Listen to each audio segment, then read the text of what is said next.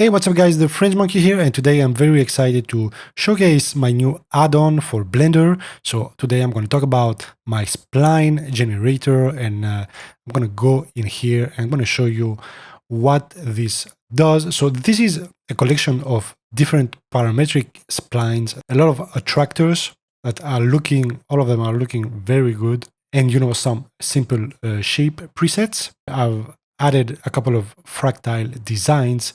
So yeah, let's get inside of Blender.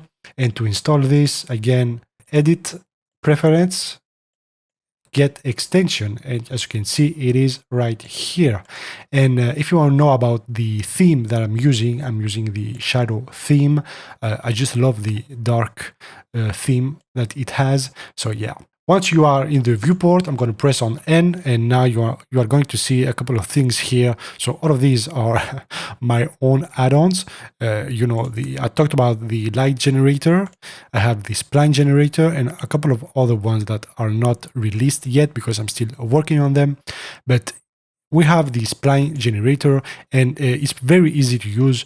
You can select between three different categories. So simple, fractal, and chaotic. I'm going to go to simple, and the first preset that we have is the spiral. So I'm just going to press generate spline, and as you can see, now we have our spline, and we can control it directly here from our sliders. As you can see here, we have the segments, we have the size, and we have the offset. And as you can see, just with three sliders are already made something that looks good. So there's a lot of options. You will have to slide around here and take a look at the shape that it's creating. We have the height.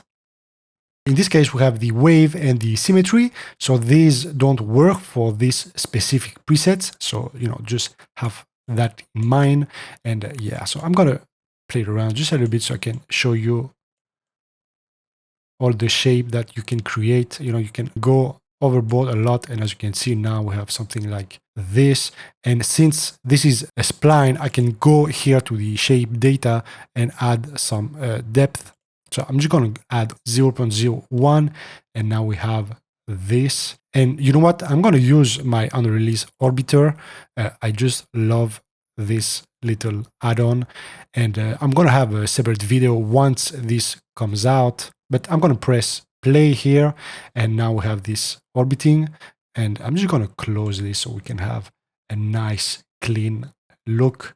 And this is the shape that we have. So I'm going to go back to my spline, and now with the spline selected, you can see here you are currently editing the spiral, which is this one, and you can scroll around the different types of curves and just, mess around the slider and see what everything does. So in this case, the symmetry and wave doesn't work. I've got some weird one. So the wave, in this case, the symmetry works. And, this creates a wave. The zigzag, this is what it creates. We have this thing, the edges, and we can play around with the height and the symmetry to add more curves into it. And I'm going to bump up the segments so you can see the shape. Pretty cool. Next one, we have this. So I'm going to adjust some things, turn down the height, and we have the offset. As you can see, it's going to create some shape like that. We have the rows. So again, I need to adjust the size. I'm going to make it a little bit bigger. And yeah, this is what this does. Super formula creates this, and we can mess around the wave and the offset as well. So you can see here how this changed the curve. The torus knot, so this looks very trippy. Wave, the symmetry, the butterfly. So butterfly, in this case, I need to turn down the symmetry, and I can play around with the height on this one. The golden spiral, so here there's a lot of things. So this one is segment dependent, and as you can see, as I lower the segment count, this is going to become smaller. I'm going to adjust the height. Next, we have the vertex spiral. So let's see what this does. Symmetry and the height. So yeah, nice shape. We have the infinity curve. So for the infinity curve, I will have to zero out everything and the height. As you can see now, we have a infinity curve. Very basic shape. The ripple ring. So let's see, we have the segment, the size, the offset, the wave, symmetry, and the height. And the twisted ribbon, which is similar to the torus, but it's actually creating different types of curves.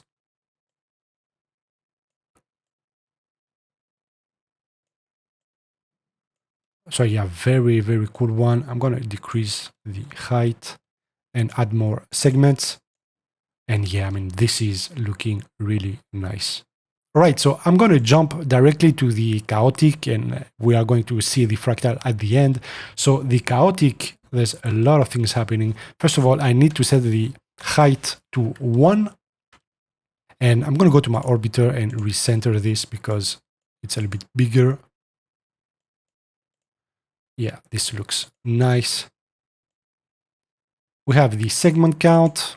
Turn down the symmetry. I'm going to zoom in, and yeah, this is nice. We have this thing, the Aizawa attractor. So I'm going to size it up, play around with the offset. And as you can see, I mean, this is looking really nice. I'm going to zoom in. The chain attractor, the Dadras attractor. And for this one, you can play around the offset, and you will get at a point where there's just a lot of curves. Really cool attractor. We have the Thomas attractor. So some of them have a lower count because that's just how the equation works. We have the Rabinovich attractor, which is a nice looking one. And this weird thing. And as you can see, as you play around with the offset, you are going to have a different output. All right, so now let's take a look at the fractal. And in this case, I'm just going to stop my orbiter. And now we are in the fractal collection. So we have the first one. And as you can see, we have a new slider, which is the fractal depth. And in this case, I'm just going to enable again my grid so we can see the curve. We have the dragon curve fractal. I'm going to increase the depth and add more segments, and we can control the height, and we have something like this. So I think, yeah, we can play around the offset, the wave. We have the spiral fractal, and again, I'm going to play with the offset, the wave, yeah, maybe the wave. And this is going to create some shapes like that, which is nice.